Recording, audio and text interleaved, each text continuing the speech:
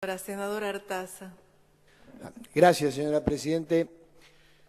Yo entiendo que se está cumpliendo un ciclo inexorable que es esta discusión sobre la coparticipación federal, que ya no resiste que los senadores de cualquier alineación política que estemos acá no estemos discutiendo mayores recursos, al menos, y hoy lo podemos hacer en homenaje al senador Verani, al menos de lo que indica la Constitución de la Nación, y no contempla este presupuesto.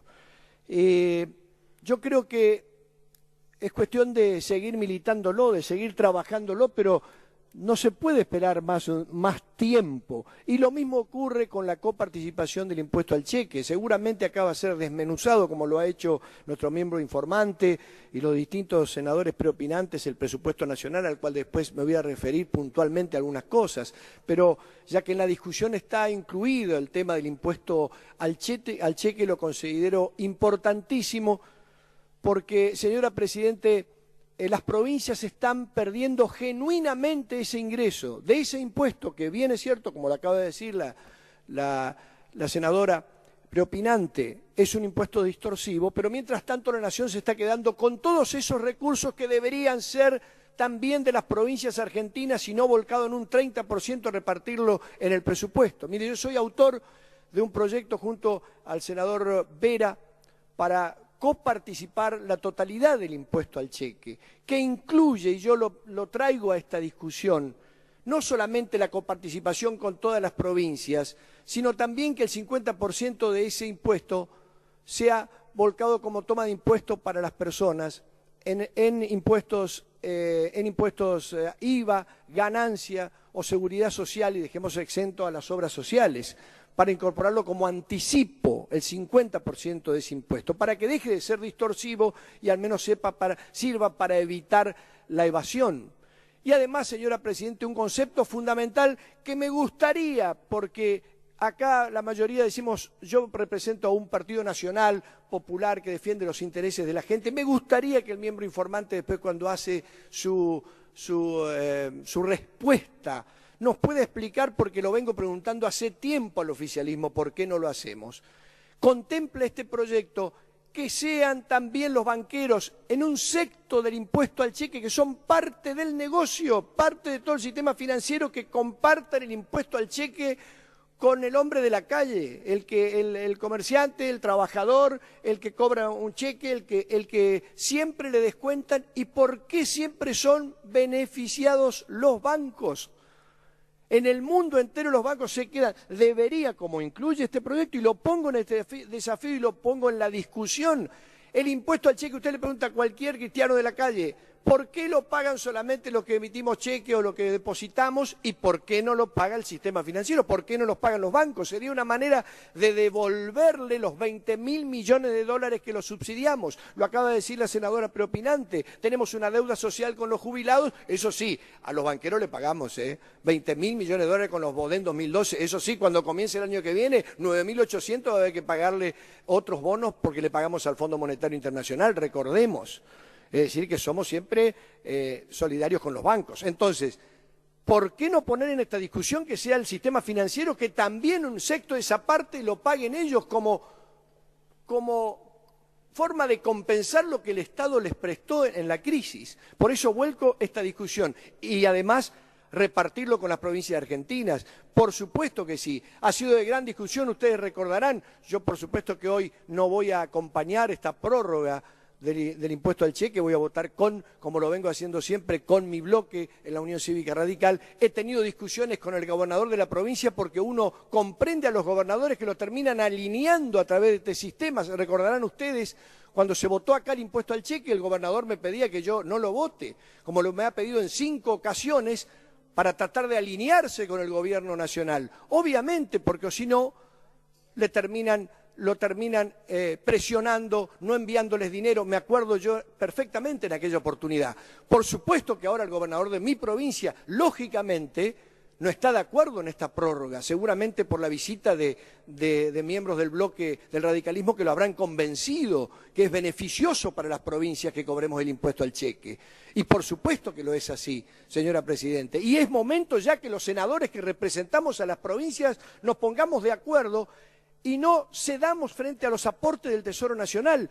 Yo siempre digo, si en la región, los de Misiones, Formosa, Chaco y Corrientes, que no tenemos gas natural para el desarrollo, nos pongamos de acuerdo independientemente de nuestra alineación política y decimos, no votamos nada hasta que nos den gas natural y promoción industrial, porque somos los abandonados de la nación, que no tenemos promoción industrial, que no tenemos energía, que seguimos teniendo pobreza y que seguimos expulsando familias que vienen a los conurbanos a crear permanentemente desarraigo, marginalidad, que termina finalmente en el problema gravísimo de la inseguridad urbana.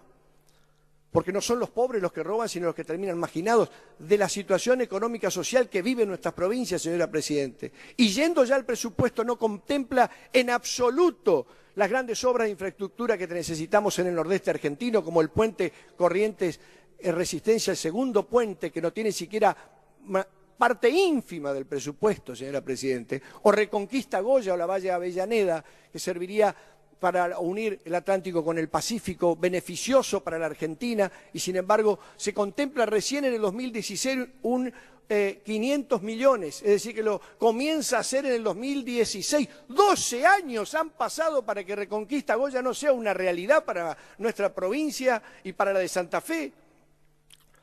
Entonces, ¿cómo no vamos a reclamar, como reclamamos constantemente a la nación, que cumplan con las regalías de Yacyretá y Salto Grande, señora Presidente? Y así como lo hacemos desde el nordeste argentino o desde Corrientes. No puedo creer que los senadores aquí presentes, independientemente de la alineación política que tengamos, no estemos reclamando todos los días, como lo hicimos una vez en la Corte Suprema de Justicia, la coparticipación, al menos el respeto constitucional de la coparticipación, señora Presidente. Entonces, este presupuesto, yendo a una parte puntual simplemente, le doy otro ejemplo que puedo puntualizarle. Hay 100.000 personas que cobran el seguro de desempleo. Desde el 2006, en el 2006 era el 71% del sueldo mínimo. Hoy es el 11% de ese sueldo. Quedó en 400 pesos, es decir, que son las personas que viven con 6 pesos por día. Un matrimonio vive con 13 pesos por día con ese presupuesto. 400 pesos solamente se contempla para el fondo de desempleo. Llamo la atención porque son los sectores vulnerables, los argentinos más vulnerables que cobran el desempleo, señora Presidente. Y después no se contempla, porque hay solamente inflación, un 10%, no hay aumento para los trabajadores del Estado, según dice acá este presupuesto. Entonces, insisto sobre cuestiones puntuales para nuestra provincia del nordeste argentino. Mire, hemos discutido en todas las comisiones el gas natural desde Paso de los Libres, donde ya está el sistema troncal, donde solamente con 100 millones de dólares tendría nuestra provincia y Misiones hoy gas natural.